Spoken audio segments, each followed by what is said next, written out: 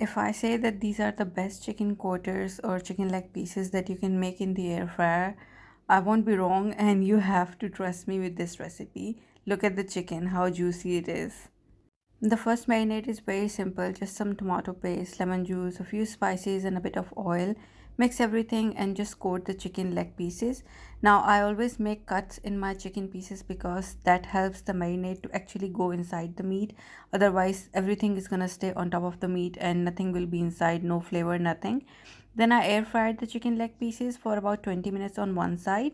Then flip them and air fry them for about 10 minutes on the other side.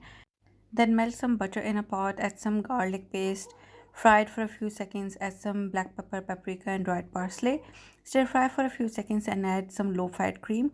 Cook it for about a minute or two and that's it.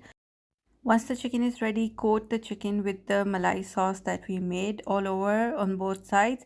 You can air fry it for about a minute more, but the sauce is cooked so it's great on its own. And enjoy.